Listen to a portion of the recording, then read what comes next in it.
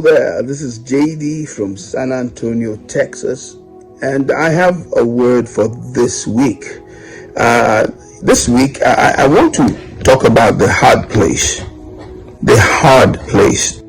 That the hard place is where things get tough, gets rough, and many people don't really know what to do when they get to that hard place. First, I must say this to everyone. Every one of us at some point in time will enter into the hard place. Everyone. And therefore, I always encourage us to have a plan ahead of the hard place.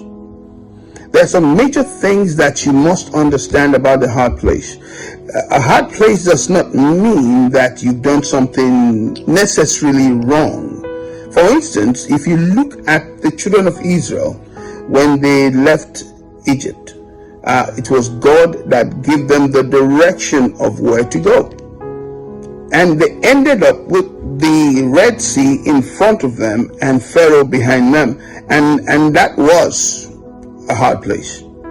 This is a place where you don't know what to do. It looks like everything is coming to an end. Now, Moses did the first thing I always tell people to do in a hard place.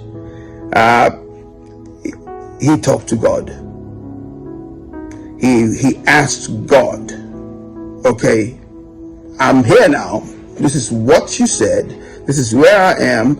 And everyone who's around here will think. And if you can listen to the children of Israel, they kept making it sound like Moses did not know what he was doing.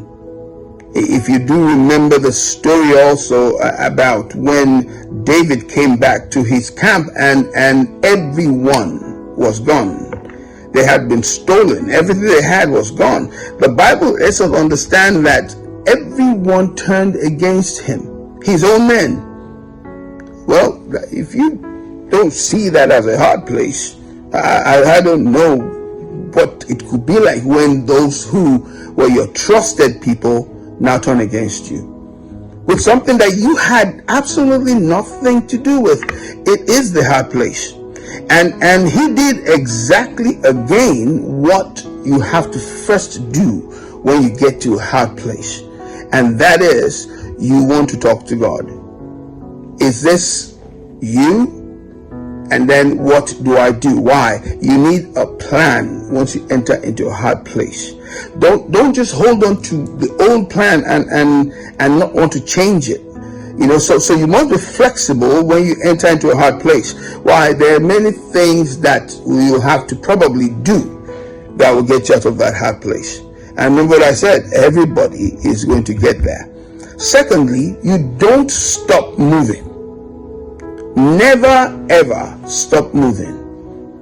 What do I mean by that? You don't give up. You don't say, well, I give it my shot and then that's it. Because there are many things going on in your life today that God is using to mold you, to prepare you to where he's taking you.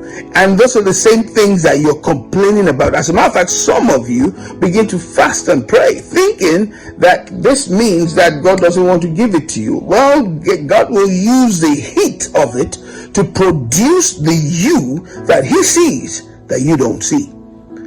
So when that hard place shows up, don't stop moving. And then lastly, don't fear.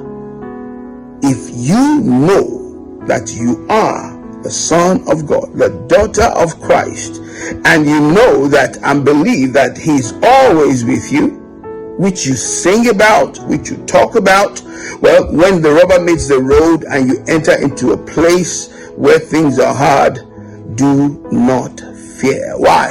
God is there. God is there, and he loves you too much to take you to a hard place and just leave you there to die. So I always encourage you to do this. Ask God, what is this supposed to teach me?